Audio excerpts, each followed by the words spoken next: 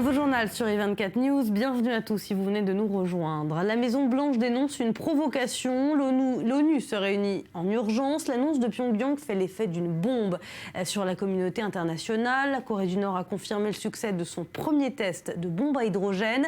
Une avancée de plus dans la course au nucléaire. Regardez. Un test réussi selon la Corée du Nord. Le régime de Pyongyang affirme avoir effectué un premier essai de bombe hydrogène. Le test de la première bombe H nucléaire a été mené avec succès à 10 h le 6 janvier 2016.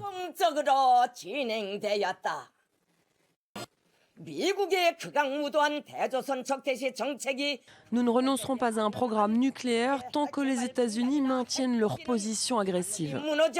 L'essai a eu lieu sur le site historique des tests nucléaires nord-coréens aux environs de 9h30 heure locale. Résultat, un séisme d'une magnitude située entre 4 et 5 a été ressenti dans la région. Un séisme qui apparaît très vite comme non naturel pour le Japon. D'après l'agence de météo japonaise, il est possible qu'il ne s'agisse pas d'un tremblement de terre naturel et au vu des cas passés, il est possible qu'il s'agisse d'un essai nucléaire de la Corée du Nord. Un test qui inquiète l'opinion internationale. La Maison-Blanche a immédiatement réagi. Elle condamne fermement cette violation de la résolution du Conseil de sécurité de l'ONU.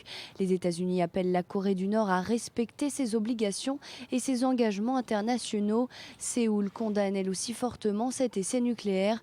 Le Japon, quant à lui, juge cet acte extrêmement sérieux. L'essai nucléaire de la Corée du Sud est une menace sérieuse pour la sécurité de notre nation et il ne doit absolument pas être toléré. Nous le dénonçons vivement. Si cet essai de bombe hydrogène était avéré, il s'agirait d'une première dans l'histoire du programme nucléaire nord-coréen. Le dernier test nucléaire du pays remonte à 2013, après ceux de 2009 et de 2006. Ces essais avaient été vivement condamnés par la communauté internationale.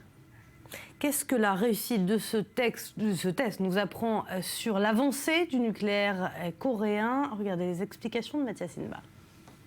C'est une mesure de plus prise par Pyongyang pour arriver finalement à la construction d'une bombe nucléaire. Alors, pourquoi c'est dangereux? Tout simplement parce que immédiatement le communiqué officiel de la part de Kim Jong-un, c'est nous réagissons finalement à une possible ou une future agression américaine. L'ennemi est nommé et immédiatement Washington, le Japon et la Corée du Sud demandent cet après-midi une réunion urgente du Conseil de sécurité de l'ONU. Alors voilà, on a vu les réactions immédiates de l'ONU et des États-Unis. Alors quel type de sanctions pourraient éventuellement être prises par la communauté internationale pour freiner l'avancée nucléaire de Pyongyang? Écoutez, pour l'instant, la Corée du Nord est un pays isolé, est un pays déjà sous sanctions. Quelles peuvent être les sanctions supplémentaires? Pour l'instant, difficile de le savoir parce que cela voudrait dire quasiment affamer le pays qui est déjà dans une situation dont la population civile est dans une situation catastrophique où la famine règne aujourd'hui dans le pays. Effectivement,